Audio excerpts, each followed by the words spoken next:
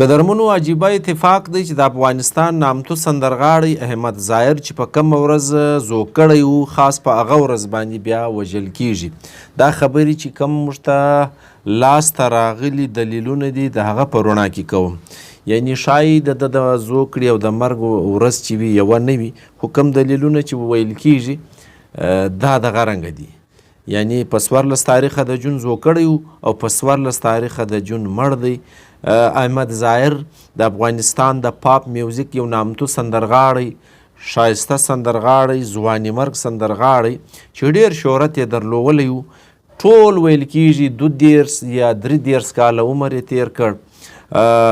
مړینه چې ده هغه یې هم له شکه ډکه ده. څوک وایي چې وژل سوی دی او څوک وایي چې د ټریفیک په پیښه کې مړ دی، خو ډیره اندازه دغه ده چې وژل سوی دی. دا شخصیت چې دی د پښتو په سندرو کې دومره لوی لاس نه لري لکه څومره چې دغه سړي د فارسي سندرې ویلي دي. لیکن له دې سره سره احمد ظاهر د پښتو سندرې هم ویلي وې، هغه لږ وې، د انګریزي هغه هم وې. تر دغه حاله ویل کېږي چې د ده په محفلونو کې به سیکان ناستو، نو ده به د هغو خیال هم ساتلی، هندي سندرې به هم ورته ویلې. دا رنګ هم ویل کېږي د افغانستان موسیقي ته چې د پاپ نوي رنګونه وړاندې کړل هغه دغه احمد ظاهر و. احمد ظاهر پر ولس دومره ګران و چې کله به هم د ده یو پروګرام یو کنسرټ جوړېدو نو هلته به دومره رش و چې د ناستې ځای به نه و. که څه هم د ده ټکټونه ډېر ګران و خو بیا به هم د ناستې ځای نه پیدا کېدو. نو له دې ځه اندازه وکړئ چې د افغانستان د موسیقۍ دغه نوم چې دی دا ډېر قدرمن او ویاړلی نوم دی. د افغانستان ځوانانو په هغه زمانه کې چې دی ژوند کوي بیخي ډېر ستایلی و، بیخي ډېر یې خوښ کړی و. او د ده مړینې بیا دومره غمیزه خوره کړه چې تر نن ورځې پورې د ده یاداشتونه چې دي هغه خلک نه هېروي، بلکې د ده د مړینې په ورځ باندې ضرور له یو بله سره شریکوي، یادوي. ویل کېږي چې دا د نامتو ډاکټر عبدالظاهر زوی و. یوه خبره دا ده چې دا په 1426 لمریز کال په کابل کې زوکړی و. دا خبره مصطفی جهاد په خپل کتاب کې لیکلې ده. ځینې لیکوالان بیا وایي چې دا 1426 چې زموږ له حسابه 1940 جوړیږي، ځینې لیکوالان بیا 1425 چې زموږ له حسابه 1946 جوړیږي. دی په لغمان کې زوکړی و. پلار یې د لغمان پښتون یادیږي. دغه ډاکټر عبدالظاهر چې د افغانستان د هیلث منیسټر هم پاته سوی و. له ده سره چې کومه روزنه سوې وه یا د ده چې کومه روزنه په برخه سوې وه دا ډېره خوندوره وه. ویل کېږي په 12 کلنۍ کې دغه سړي چې دی د خپلو سندرو پیل کړی و. نو هغه د ټولو په روایت کې خبره ده چې بس د کوچنیوالي یې پیل کړی و. د حبیبیه لیسه چې های سکول موږ ورته وایو په دې کې زده کړې ترسره کړي وې. لومړنۍ د کابل، بیا په دارالمعلمین ورته وایي د کابل عالی دارالمعلمین په دې اداره کې زده کړې کړي وې. بیا د دغو زده کړو پس دا سړی چې دی بیا تللی و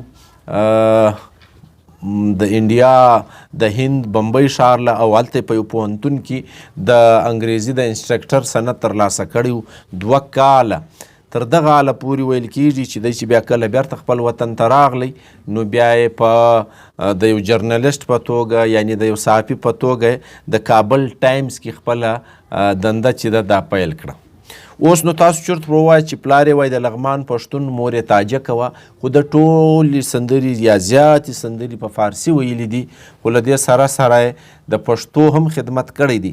غرض مې دا دی چې ننګیالی یو سړی یادیږي، نبیل غمین یادیږي، دا د ده مرستندوی په موسیقي کې پاته سوي دي. خو د بهر کله ویل چې زه په موسیقي کې استاد نه لرم، بس له خپله شوقه څخه یو نوی کمپوز کوم او یو نوی سندره. په خپله شعرونه هم جوړول او د ډېرو استادانو د فارسي ادب دا یې هم په خپل آواز کې ثبت کولې. خورا شهرت یې درلودلی و. له 1965 څخه چې زموږ له حسابه 1444 لمریز کال جوړیږي دغه سړي د خپل شهرت پیل کړی و. د افغانستان ملي راډیو ته ویل کېږي په 1446 کې ځان رسولی و چې زموږ له حسابه 1968 جوړیږي. دا نو بیا داسې زمانه ده چې گر کني یک نظاره میزبت دغه یوه لومړنۍ سندره وه چې ده ویلې وه. او له دې سندرې څخه دومره مشهوره سوی و چې هر چا خوښولو. کله چې دا شخصیت د شهرت ډیرو بامونو ته رسیږي. نو په هغه زمانه کې چې کله په 1972 کې د فرمایشي لیکونو زمانه وي ریډیو ته استول کیږي، نو تر ټولو زیات فرمایش د په برخه سوی و، یعنی دی ستایل سوی و، غوښتنه د شوې وه او ډیر لوی نوم دغه هغه اولیت په برخه سوی. په 1953 لمریز کال زموږ له حسابه 1994 کې د خپل هنر له لارې لومړۍ جایزه هم اخیستې وه چې موږ ایوارډ ورته وایو. او دغه د پروګرامونه چې په څومره لوړ معیار باندې مرتب کېدل، د افغانستان په ملي راډیو کې هم سندرې ثبت کړي وې او دغه رنګه بیا چې کله د ټي وي اجرا کېږي نو له هغه څخه هم بیا د ډېرې سندرې خورېږي او ډېر په خوندور انداز باندې خورېږي. د په اړه بېلابېلې نظریې یا رنګونه دي. څوک یې 2 درس کلن بولي، څوک یې 3 درس کلن بولي. ما درته وویل که موږ د دې لیکوال چې کوم له موږ سره مصطفی جهاد دی نو د هغه په تاریخ کې 2 کلن یادیږي او دا د په کتاب کې چاپ سوي دي. وایي اورئ، احمد ظاهر په خپل 2 کلن لنډ عمر کې خپل خاص سبک منځته راوست. د هغه آواز یو منثر آواز او په خپل ډول کې بېساري آواز او د سندرو بللو هغه شیوه چې د په مخ کې نیولې وه په خپل ډول کې یوه بېسارې شیوه وه. دا د په اړه ویل کیږي چې دا شان چې دی د په مخ بیولیو د نورو لیکوالانو یا سندرغاړو په اړه چې د په اړه خبرې کیږي دا هم په برخه سوي وې. د موسیقۍ ډیرې آلې بیا وروسته په خپل هم ښه زده کړي وې او غږولی، لکه اکوریون، تولا، پلوټ، آرګن، پیانو، مدم، دا یې ګډ غږول. د په اړه ویل کیږي چې د به کله هم په داسې خلاص میدان کې کم کنسرت کاوی یا به پروګرام کاوی نو ډیر خلک به راپارول او ډیر خوندوري ناري به ویلې. دا بیا د یو ځانګړی شناخت وګرځېدی. خبره داسې روانه چې دا رنګه د هنر خلک چې دي هغه بیا خپل شایست له لاسه د خپل هنر د شایست له لاسه مخالفین هم لري. بېلابېلې نظریې دي.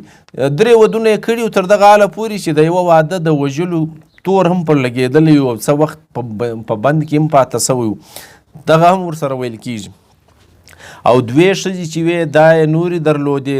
تر دغه حاله ویل کیږي چې دی د 1958 لمریز کالو بیا د جوزا دغه 23 تاریخ زموږ له حسابه د جون 14 تاریخه جوړیږي.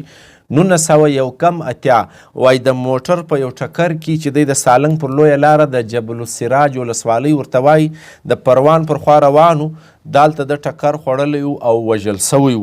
خو وروسته ځینې خلکو دا ناره ګډه کړه، خصوصا د خپلې ښځې هم دا ویل چې زما سړی د ټریفیک په پیښه کې نه دی وژل سوی بلکې چا وژلی دی. نو د هغه وخت د باچا نوم پکې یادیږي او د هغه د یو ملګري چې داود نومېدو وایي دا یې د هغه په ذریعه وژلی و. په کم تور چې وژل سوی و هغه زه دلته له تاسو سره نسم شریکولی، زموږ موخه دا نه وي. خو بهرحال دا الزام هم باندې لګېدلی و. خو کومه غمیزه چې د ځوانانو د ده له مرګه پس په برخه سوه، واقعي هم چې د جون په 14 تاریخه زوکړی شخصیت په 1946 یا 1947 په 1981 کې په هغه ورځ باندې مري. دا ویل کیږي چې دی له کابله څخه خوابدی سوی و، له خپلو 2 ښځو او یو ملګري سره له دې کابله څخه وتلی و، روان سوی و په همدغه لاره باندې دته دا پیښه ورسوې وه. اوس نو دا پیښه ده او که دا یو لاسي کار ورسره سوی و چې بیا ناره د ټریفیک خوره سوې وه، د ټریفیک د پیښې خوره سوې وه. اوس نو مړ خو سو له مخه وایستل سو. خو د ده په اړه ویل کیږي چې د ځوانانو چې کوم خوابدی په برخه سو یا غمیزه په برخه سوه هغه تر ننه پورې دوام لري. د ده چې کوم شهرت په برخه سوی په هغه زمانه کې دا تر اوسه پورې دوام لري. د چې موسیقي ته کم رنګونه ورکړي دي، کم کمپوز یې ورکړی دی، خصوصا د فارسي ژبې چې کوم اثار ده ویلي دي، د حافظ صاحب شعرونه یې لا هم ویلي دي. نو دا سړی دې ته اړ کوي چې د ده ستاینه وکړي او په هر څه پورې چې دي دا یاد کړي. د چې کله په 1991 او 1904 کې لومړی او دویم واده کړی، دا یې کلونه یادیږي. او د ده یو زوی و د ده له مرګه پس چې پاته سوی او له مرګه وروسته بیا یوه لور زوی کړې وی څو میاشتې پس. نو دغه خبرې د ده په اړه کیږي. د احمد ظاهر چې کوم د موسیقي په دنیا کې یو خو مړ دی د بل له لاسه یا د ټریفیک له لاسه، بل ځواني مرګ دی، بل یې ډېر ښه انداز او غږ درلود، بل ده ته ډېرو خلکو په پوښتنو کې ویلي وو چې ته پښتو سندرې څله نه وایې. نو بیا چې د کله پښتو سندرې پیل کړي وې نو هغه کې نه راځي جانان زما دا خوندوره سندره چې د لومړی ځل ویلې وه نو ډېر شهرت یې په برخه شوی و. ویل کېږي چې 5 یا 4 داسې سندرې دي چې هغه د پښتو ویلي دي. دارنګه د انګریزي او هندي سندرې هم لري، خو زیاته برخه چې ده تاسې یې واورئ هغه د فارسي ده. احمد ظاهر له ریډیو سره د خپلې همکارۍ په لړ کې زموږ مصطفی جهاد لیکلي دي ټولې 95 پښتو او دري سندرې په خپل آواز کې ثبت کړي وې چې د راډیو په یو آرشیف کې موجودې دي. واورئ او پر دې سربیره د احمد ظاهر په آواز کې د هغه د مینوالو بې شمېره کیسټونه هم ډک کړي او د هغه د سندرو او آواز د دې بېساري شتمنۍ په راټولو کې برخه اخیستې ده. په دې ځانګړو هلو ځلو سربیره د هغه د سندرو 20 کیسټونه د افغان د بیلابیلو میوزیکانو له لارې ثبت شوي او مینوالو ته وړاندې شوي دي. دا هم موږ وایو چې د ده د راټول کړل سوو کیسټونو شمیر بیا مصطفی جهاد وایي چې 23 ته رسیږي. نو دارنګه د ده د شهرت دغه اوازه چې ده دا ډېره ښایسته کیږي.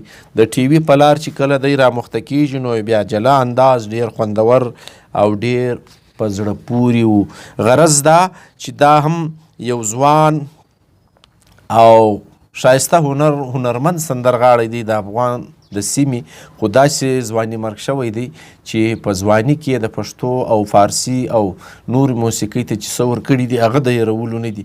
غرض مه دا دی چې هنر خو لاړ سي، د سړي څخه سړی لاړ سي، هنر نه ځي.